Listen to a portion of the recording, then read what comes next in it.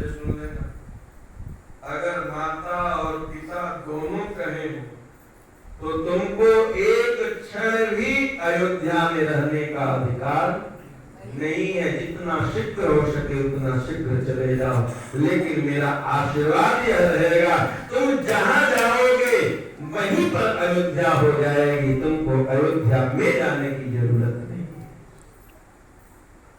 और वास्तव में माँ का आशीर्वाद, राम जहां जहां गए वह अयोध्या हो गई। दंडकारण्य की भूमि पर जैसे ही प्रविष्ट किया है, वैसे ही गोस्वामी जी ने स्मरण किया, दंडक वन को किन्ह सुहावन, भगवान ने पवित्र कर दिया। जितने भी तीर्थ थे, आज वह समस्त तीर्थ जो है दंडकारण्य की भूमि का जय जयकार कर रहे हैं।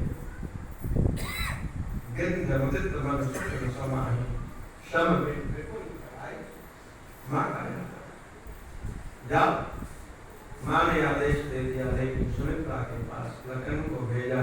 कहने का भाव, तीनों के पास गए, तीन कुछ मांग रही थी, सुमित्रा के पास इसीलिए नहीं गए कि तीनों को तो मैंने किसी प्रकार समझा दिया, अगर सुमित्रा कोई मांग रख देगी तो फिर मेरा अवतार। लखन गए, लखन जब गए तो लखन से माँ ने पूछा कि अच्छा एक बात बताओ, तू मेरे पास क्यों आए? लखन ने कहा कि राम जी ने भेजा आपके पास, आपसे आज्ञा लेने के लिए। कहा एक बात बताओ, तुमने अभी राम से क्या कहा?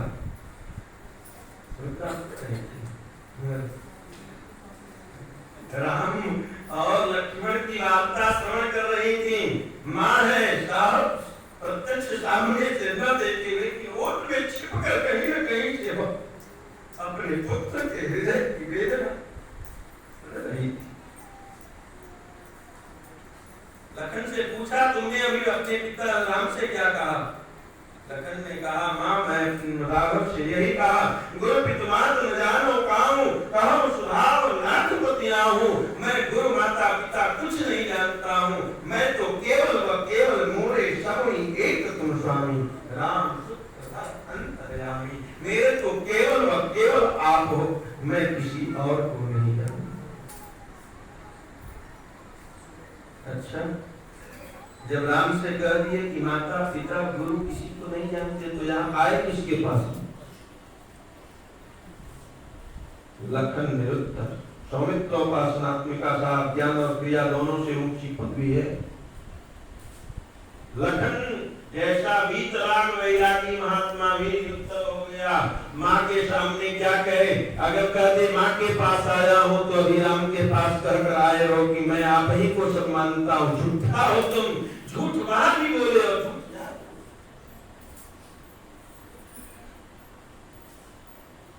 माँ लखन ने देखा, यही समय वर्ष करब अकाजो, नेत्र से अश्रु बात होने लगे।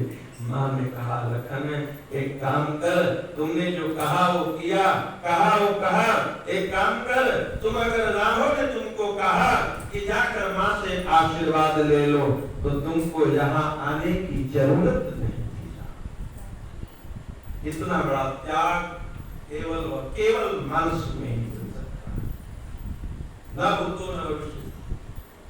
बेटा, अगर राम ने कहा कि तुम जो है माँ से आज्ञा लेकर आओ, तो तुम्हारी माँ यहाँ नहीं, तुम्हारी माँ तो वही बगल में खड़ी थी, वहीं तुम चरण में गिर गए होते और प्रणाम करके आज्ञा ले लिए होते। तुमको दुनिया में कोई दोष देने वाला नहीं मिलता था। तो तुम्हारा माँ तो गए ही, पिता राम सब भांति सहे।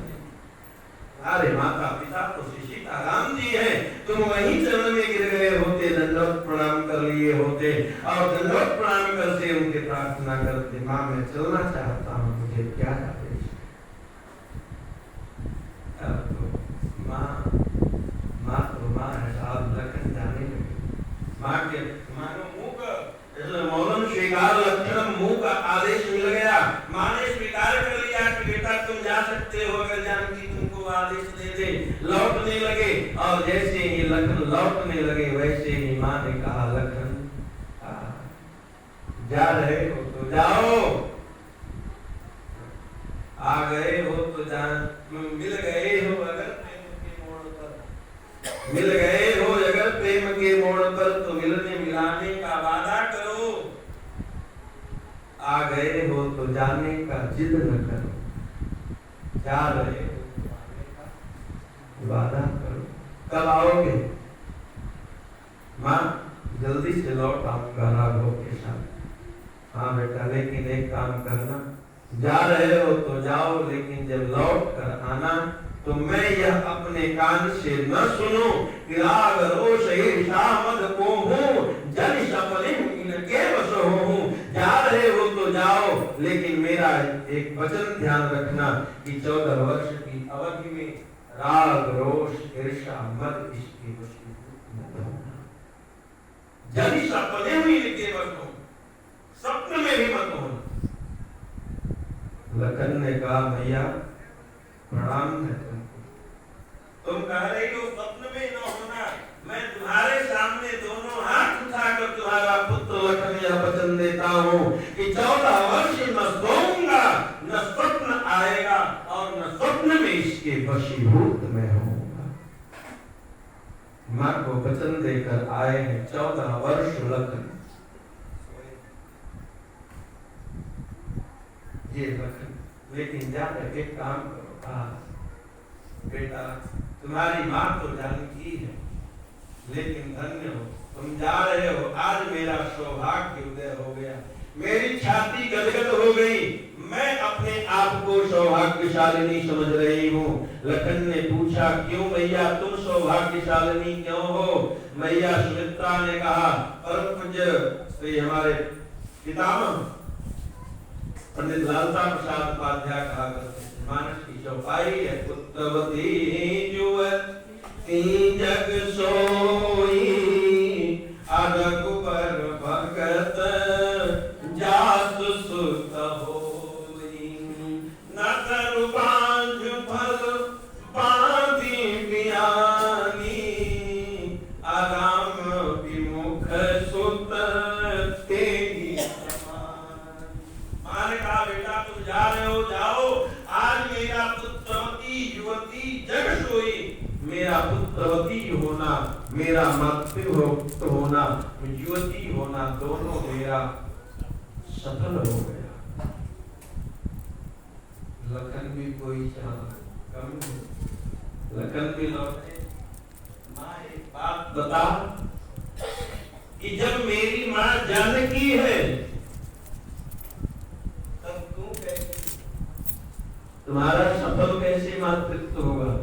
मेरी माँ, अभी तो तुमने कहा कि मेरी माँ जो है जानकी है, तो मेरी माँ तो जानकी है, तो सफलता तो उनकी हुई, पुत्रवती युवती जग सोई। अब जो है आपकी साफल्यता कैसे है? भगवती सुमित्रा ने यहाँ पर उपासना का सबसे बड़ा सूत्र यही दिया, हे लखन मैं पुत्रवती इसलिए हो गई, मैं धन्य इसलिए हो गई कि तुम पुत्र होने के नाते तुम्हारा अनुराग राम के चरण में हो और तुम मेरे पुत्र हो, इसलिए मेरा अनुराग तुम्हारे चरण में हो। तुम्हारे चरण में मेरा अनुराग होगा और तुम्हारा राम के चरण में अनुराग होगा। तुम्हारा भी जीवन सफल हो जाएगा और मेरा भी जीवन सफल हो जाएगा। इसलिए नतर बांध फल बांध पियानी। मानस की पंक्ति है, मानस का एक एक शब्द एक एक अक्षर संकेत तुल्य है। बियानी शब्द हमारे यहाँ माताओं के लिए नहीं आया, हमारे यहाँ माताओं के लिए जन्म शब्द आया है, जन्म शब्द आया है, इसलिए इनका नाम जननी है। कहा नतर बांध फल बांध बियानी। अगर राम विमुख सुख ते अगर पुत्र राम से विमुख हो गया, राम से विमुख पुत्र है, तो उसके पैदा होने से न होने से कोई लाभ नहीं है। उसका यौवन अवस्था, उस माँ का युवती होना व्यर्थ हो जाता है, उस माँ का जन्म करना व्यर्थ हो जाता है। उस माँ, वह माँ केवल भगवान सुखदेव ने व्यास ने महाभारत में लिखा कि वह पुत्र अगर केवल केवल और केवल अर्थोपार्जन के लिए अपने माता पिता आदि का गुरुजन का भगवान के चरण में प्रीति नहीं उत्पन्न हुआ, तो वह केवल अपने माँ को प्रसव की पीड़ा देने के लिए उत्पन्न हुआ है, बाकी उसके उत्पन्न होने से कोई लाभ नहीं है। इसलिए हे लखन ध्यान रखना, 14 वर्ष की अवधि है और इसमें राग रोष ईर्षा मद कोह जनि सपने इनके वश हो, इनके वश में वशीभूत मत होना। जाओ ठाकुर की सेवा करो। और मैं तो आज पुत्रवती धन्य हो गई। लखन वहां से चले हैं, वनगमन हुआ है, तीनों से नहीं मांगा राम ने, लेकिन जब केवट के सामने आए तब प्रभु ने कहा मांगे नावन केवट आना अकहीं तुम्हारा मरम में जाना। अपने माता पिता गुरुजन आदि से किसी से नहीं याचना किया, लेकिन जब केवट के सामने आए तो प्रभु ने याचना किया। केवट से कहा भैया केवट मांगी नाव न। अच्छा, मांगी शब्द भी बड़ा विचित्र है। अगर नाव से केवट ने कहा प्रभु मर्म तो ये है कि कोई भी आज तक जो भी मेरे घाट पर आया वो केवल इतना ही कहा है, सुनो इधर आ, हमको उस पार छोड़ो। लेकिन आज तक किसी ने यह नहीं कहा कि भैया केवट हमको नौका दे दो। हमसे मांगने वाला कोई अभी तक कोई आया नहीं। आज मेरे दरवाजे पर अगर कोई मांगने वाला आया है तो एक परमात्मा, एक राम मांगने वाले, केवल तुम मांगने के लिए, आप मांगने के लिए आए हो। आज तक जितने भी आए हो मांगे नहीं, आदेश दिए इस पार से उस पार करो, उस पार से इस पार ले आओ, ये करो वो करो, लेकिन किसी ने मांगा नहीं। और आज आपने यहाँ पर मुझसे मांगकर मुझे बड़ा बना दिया। केवट को भी अपने जीवन में यह गर्व का अनुभव अगर हुआ तो वह केवल श्री राम की वजह से हुआ। प्रभु लोग आज तक देने वाले आए लेकिन मांगने वाले नहीं आए। आप जब आए तो आपने मांगा, और जब तक आज तक जो लोग आते थे तो मैं अपने आप को बड़ा हीन भाव से, घृत भाव से, अपने को बड़ा तुच्छ समझता था कि लोग केवल मुझे आदेश देने के लिए आते हैं। लेकिन जब आज आपने मुझसे मांग लिया तो मांगने के बाद मुझे ऐसा अनुभव हुआ कि ये केवट तुच्छ नहीं है, ये केवट दीनहीन नहीं है, ये केवट विशाल है। इसके पास भी कोई ऐसी वस्तु है जिस वस्तु की आवश्यकता परमात्मा श्री राम को है। और आज आपने मुझे मांग कर बड़ा कर दिया, मैं आज बड़ा हो गया। और मांगने वाला जब भी होता है छोटा होता है, देने वाला जब भी होता है बड़ा होता है। आपने मांग दिया तो मैं देने के लिए तैयार हूँ, लेकिन आपने मांगा क्यों? कहीं तुम्हारा मरम मैं जाना, मैं आपके मर्म को जाना। वस्तुतः केवल मर्म को जानता है। साहब थोड़ी सत्संग का यह प्रभाव है। मैंने निवेदन किया, बिन सत्संग विवेक न होई, राम कृपा बिन सुलभ न सोई। भगवती परंपरा जगदम्बा भगवती सती को भी आनंद आरंभ होगा। भगवती सती को भी शंकर उरयति छो, सती न जानी मरम सोई। सती भी मर्म नहीं जान रही है। एक जन्म बीत गया, जब एक जन्म बीत गया तो माध्यम मना कौन, कैसे जानी?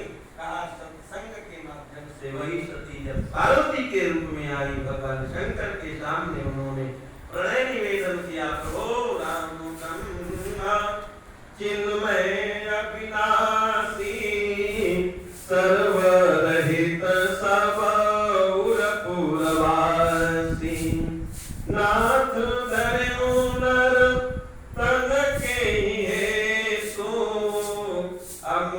समुझाई कहो विष के तुम। भगवान शंकर ने कहा गिरजा तुम धन्य हो, चाहो सुनहि राम गुण बूढ़ा, किन्हु प्रश्न मनहु अति मूढ़ा।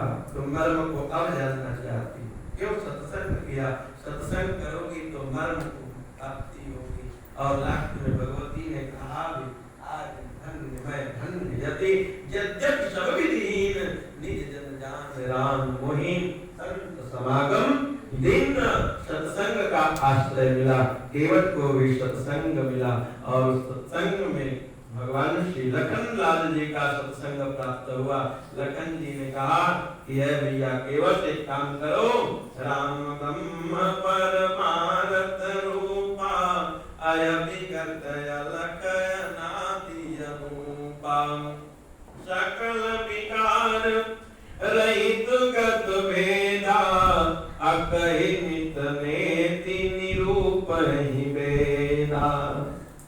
जिनके गुणगान को वेद भी नैति नैति नेति नेति कहकर बारंबार गान किया, यह वही परमात्मा है। निषाद ने पूछा कि प्रभु इनका अवतार फिर क्यों हुआ? तब लखन ने कहा भगत भूमि भू सुर सुर भी सुरहित लाग कृपा, करत चरित धरि मनुज तनो, सुनत मिटहि जग जाल। सुनते ही यह समस्त जगत का जंजाल जो है वह मिट जाएगा।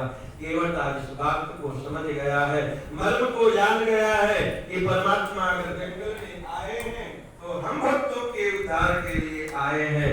तो हमारा प्रथम कर्तव्य क्या है? कहा जब प्रभु ने गंगा के तट पर आए ना, तो गंगा के तट पर प्रभु जब आए हैं तो वहां से हैं, प्रभु रोते हुए आए। केवट ने विचार किया कि मैं परमात्मा को कुछ और नहीं दे सकता हूँ, केवल एक काम करें, उनके मुखारविंद पर जो म्लानता छाई हुई है वह म्लानता दूर होकर उस पे कुछ आनंद का अश्रु आ जाए, आनंद आ जाए। बस यही केवट की इच्छा है। इस इच्छा के लिए केवट क्या करता है यह हम लोग कल देखेंगे। आज यहीं पर विराम। प्रेम से नवार भगवान संकीर्तन। श्री राम जय राम जय जय राम, जय राम जय राम जय राम, जय राम जय राम जय जय राम, जय राम जय राम जय जय राम, जय सिया राम जय जय सिया राम, जय सिया राम जय जय सिया राम, जय राम जय राम जय जय राम, जय राम जय राम जय जय राम, जय राम जय राम जय जय राम, जय राम जय राम जय जय राम। भजनानंद सरकार की, वृंदावन हरि लाल की, पवन सुत हनुमान महाराज की, काशी विश्वनाथ भगवान की, श्री शंकर मोचन हनुमान महाराज की, धर्म की, अधर्म का, प्राणियों में विश्व का, गौहत्या, गौमाता की, सत्य सनातन धर्म की, धर्म सम्राट कृपाल स्वामी कृपात्री महाराज की, सदगुरुदेव भगवान की, अपने अपने माता पिता की, आज की आनंद की। नमः पार्वती पतये हर